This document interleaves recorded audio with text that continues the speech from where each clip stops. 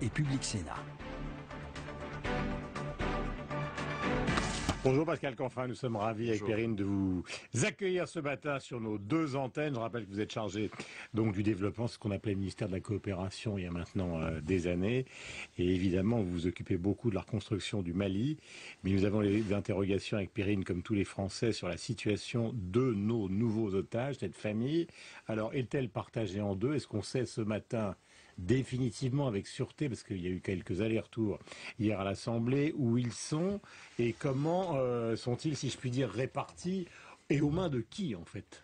Je ne peux pas vous donner d'éléments d'information supplémentaires par rapport à ce qui a déjà été évoqué par Laurent Fabius et par le président de la République, c'est-à-dire discrétion et détermination. Je pense que si nous voulons être efficaces, et tout le monde le souhaite, il faut être discret. Nous sommes déterminés, nous travaillons avec l'ensemble des autorités locales, avec nos propres services, nos propres sources d'information. Maintenant, ce n'est pas... Le président a quand même dit qu'ils étaient probablement séparés, enfin il l'a confirmé. Il n'y a pas de commentaires sur ce sujet, sincèrement, Guillaume Durand, je ne vais pas faire de commentaires aujourd'hui. Surtout après les cafouillages d'hier. Oui, vous savez... ça peut arriver.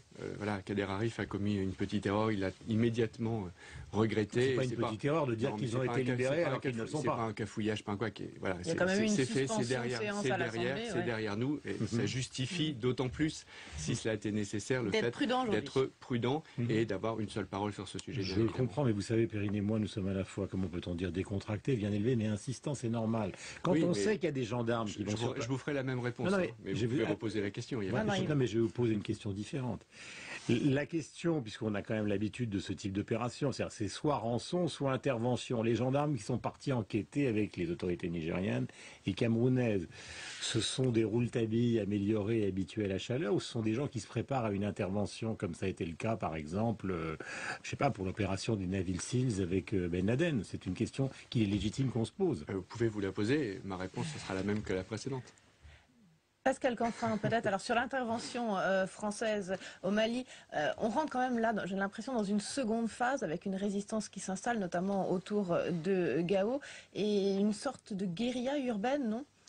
Mais ce qui est sûr, c'est que cette intervention, elle n'est pas terminée. Personne n'a pensé qu'elle allait se faire en quelques jours. Si nous avons dit justement qu'il était nécessaire d'intervenir parce que ces groupes étaient en capacité de déstabiliser tout un pays, c'est parce qu'ils sont conséquents, ces groupes. Bon. Donc cette intervention, elle est en cours et la France est présente sur tous les fronts. Sur le front militaire, mais aussi, justement, vous l'évoquiez dans votre introduction, sur le front de la reprise de l'aide publique au développement. Moi, je suis allé à Bamako lundi et mardi. Nous reprenons notre aide parce que nous sommes à la fois dans le fait de gagner l'intervention militaire, qui n'est pas achevé, mais aussi de gagner la paix. Et aussi de gagner la paix. Parce que l'intervention militaire était nécessaire, évidemment, mais ce n'est pas cette intervention militaire en soi qui va permettre au Mali de redémarrer, de reconstruire, de refaire ce qu'on appelle le vivre ensemble entre les différentes communautés. Nous sommes présents sur tous les fronts pour gagner l'intervention militaire et pour gagner la paix. Oui, mais justement, la complexité de tout ça, on a l'exemple afghan, on ne peut pas assimiler l'Afghanistan à ce qui se passe au Mali. Non, mais nous le savons avec Perrine. Mais la question, c'est qu'il y a quand même des symptômes qu'on retrouve. L'aide, c'est ce qu'on a voulu faire en Afghanistan. Le mélange entre la bataille frontale et la guérilla, c'est ce qu'on a connu en Afghanistan et c'est ce qui est en train de se passer au Mali. Et l'internationalisation de tout ça avec le Pakistan, dans le cas de l'Afghanistan, et ce qui se passe pour justement nos otages un peu partout en Afrique, c'est quand même déjà le cas. Et qu'il y ait des liens entre les différents groupes terroristes du Nigeria et du Sahel, ça nous savions, c'est en partie aussi ce qui justifie le fait d'intervenir pour les empêcher de prendre le contrôle d'un pays. Et les otages, c'est malheureusement une réalité qui précédait l'intervention, et c'est aussi une réalité qui n'est pas du tout purement franco-française. Évidemment, les médias français parlent plus particulièrement des otages français. Mais il faut savoir que dans la même zone, au Nigeria, il y a quelques jours, ce sont des otages grecs, britanniques, libanais. Et aucun de ces pays n'est engagé dans l'intervention militaire. Donc, il y a on est dans une version crapuleuse des choses, plutôt. On est dans une on est dans une version où tous ces groupes cherchent évidemment à avoir des revenus en prenant des otages. C'est pour ça qu'ils les prennent. Et donc c'est pour ça que nous devons être totalement intransigeants et, comme le disait Laurent Fabius, ne rien céder à ces groupes. Sauf à payer. Ouais. C'est pour ça qu'il a dit ne rien céder à ces groupes. Oui, mais sauf à payer. Je crois que je viens de vous répondre. C'est la seule solution. Mais il y a quand même d'autres représailles, d'autres enlèvements à craindre, puisque cette internationale radicale, elle va maintenant de la Somalie jusqu'au Nigeria. Elle traverse une bonne partie de l'Afrique. Évidemment, nous sommes face à une réalité qui est complexe. Mais encore une fois, c'est cette réalité. Mais alors vous dites quoi aujourd'hui aux Français qui sont installés en Afrique? Nous leur disons, soyez extrêmement prudents. C'est pour ça, par exemple, qu'à Bamako, le lycée français est fermé, parce que nous savons qu'il peut constituer une cible pour des groupes terroristes. Donc nous prenons toutes les dispositions en termes de sécurité nécessaires, mais en même temps, nous ne pouvons pas laisser faire, et c'est pour ça que nous sommes intervenus au Mali. Mais encore une fois, la solution, et c'est pour ça que nous ne sommes pas du tout dans une logique de guerre contre le terrorisme à la George Bush, la solution n'est pas que militaire. Elle passe par le développement, par le dialogue politique, et c'est pour ça que nous sommes présents dans toutes les dimensions de cette solution. Justement, l'un des problèmes qui est posé dans cette affaire et dans cette région, c'est qu'on voit qu'au fond des conflits qui sont des conflits ethniques se cachent ou se dissimulent derrière des conflits soi-disant islamiques. Parce que là, il y a une ethnie qui est au pouvoir au Mali, qui est le Sud, puis des gens au Nord qui contestent le pouvoir qui a été pris justement par les ethnies du Sud, et tout ça s'habille d'islamisme. Donc comment reconstruire un État et donc avoir une politique de développement face à des façades qui sont d'une grande hypocrisie? Vous avez bien résumé la situation. Mais je vous remercie. C'est pour ça qu'on n'est pas dans une logique non plus de guerre contre une religion, parce que c'est largement une façade, cette idéologie affichée. Tout à fait, oui. Derrière, il y a des narcotrafics, derrière, il y a des conflits d'intérêts, et derrière, effectivement, il y a un problème de communauté au Mali, c'est-à-dire ce qu'ils appellent le vivre ensemble, entre certaines communautés, Touareg par exemple, et puis le Sud.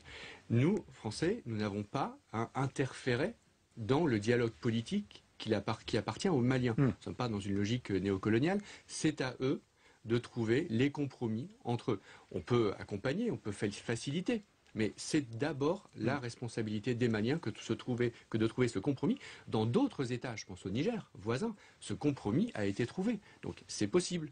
C'est possible au Mali.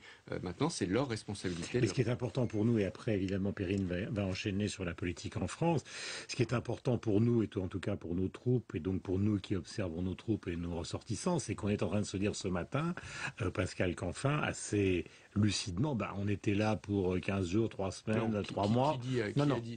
J'imagine, j'allais donner... D'accord. Et en fait, non, bien sûr que non, mais je veux dire que...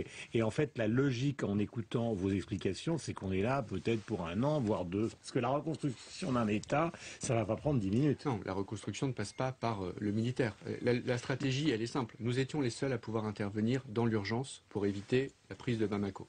Nous l'avons fait. Maintenant, nous sommes dans une logique où nous faisons monter en puissance ce qu'on appelle la MISMA, les forces africaines, qui ont vocation à devenir une opération de maintien de la paix des Nations Unies dès que les procédures nécessaires sur le plan juridique et le droit international sont accomplies. Et dans ce temps-là, plusieurs mois sans doute, nous resterons, mais nous avons vocation à ne pas rester éternellement et à nous retirer progressivement pour laisser monter les forces africaines et la MISMA. Juste avant que Perrine va enchaîner sur tout le reste, ma chère Perrine, un point, vous les avez reçus, la famille de cette famille? C'est-à-dire les gens qui sont proches de cette famille, est-ce qu'ils ont été reçus? C'est le président de la République qui reçoit directement les familles, donc il faut lui poser la question. Et vous savez si c'est un... Personnellement, je n'ai pas d'informations. Bon, Perrine. Allez, quelques questions sur la politique intérieure française. Est-ce que Cécile Duflot doit se présenter au municipal à Paris? Ça, c'est sa responsabilité. J'ai pas de commentaire à faire là-dessus. Aujourd'hui, Cécile Duflot, elle est ministre du Logement et de l'égalité des territoires. Et elle est engagée, oui, mais elle est engagée dans une loi fondamentale dans la bataille du Grand Paris. Elle a des dossiers extrêmement lourds à gérer et c'est ça l'actualité de Cécile Duflot.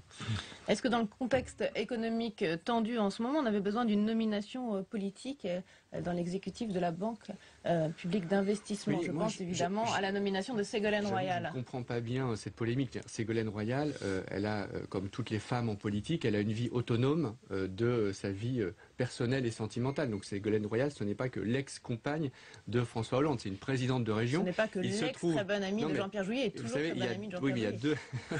il y en a pas mal. Oui, ça fait beaucoup, vous êtes d'accord. Je suis d'accord.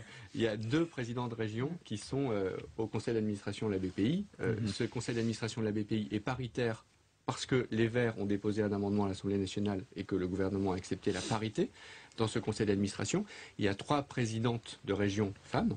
Donc c'est parfaitement légitime que Ségolène Royal fasse partie de ce conseil d'administration. Pour moi, il n'y a aucune polémique. Sur cette affaire. Non, bien sûr que non. Je veux dire, Ségolène Royal est une présidente compétente et en plus... Mais Hervé Morin, elle a c'est du montré- copinage. C'est pas du c'est ça qui est, vous pouvez pas réduire la vie d'un machisme effroyable de réduire Ségolène Royal au fait d'être ex-compagne de François Hollande. Elle est présidente de région, élue démocratiquement, bien élue même, et avec une vraie compétence, je pense, en matière de transition énergétique. Elle l'a prouvé dans sa région, avec d'ailleurs l'appui des écologistes à la majorité. Je ne vois pas ce qu'il y a de scandaleux à ce que cette compétence-là soit mise au service de la Banque publique d'investissement. Mais on vous sent calme, intégré dans ce gouvernement, comme Benoît Hamon, qui avait des positions plutôt à gauche au départ, mais qui s'est intégré dans cette équipe. Et en même temps, on a l'impression qu'il y a des gens qui sont un peu dans la rebelle attitude. Elle a raison sur Cécile Duflot. C'est-à-dire qu'on sent qu'elle s'interroge. Si sa loi n'est pas soutenue par Matignon, car pas financée, c'est ce que dit Matignon, à un moment, elle va forcément, comme Delphine Bateau, se demander ce qu'elle fabrique au gouvernement. Nous sommes dans des batailles compliquées. Vous savez, nous voulons investir, nous voulons transformer l'économie française pour la mettre sur les marches de l'avenir. La voie de l'avenir, c'est en partie la transition énergétique. Tout le monde le sait, tout le monde le sait. Ou le Maintenant, grisou, ou le gaz de schiste. Oui, comme alors Montebourg. là, nous avons un désaccord très clair et public avec Arnaud Montebourg. Nous pensons qu'il ne faut pas regarder dans le rétroviseur, il ne faut pas regarder les industries du passé, il faut être tourné vers l'avenir. C'est ça notre valeur ajoutée, notre plus-value au gouvernement, c'est d'apporter ce sens de la plus-value écologique pour sortir de la crise, pour inventer l'économie de demain qui fera en partie les emplois de demain et la compétitivité de l'économie française. Nous sommes en direct avec Pascal Canfin, chargé du développement du gouvernement. Une dernière question, Perrine? Je crois qu'on arrive au terme de l'émission. Alors lundi, la dernière question. Merci à vous en tout cas, bonne Merci journée et bon futur voyage au Mali car vous allez y retourner évidemment Évidemment. fréquemment. Dans un instant, le rappel des titres.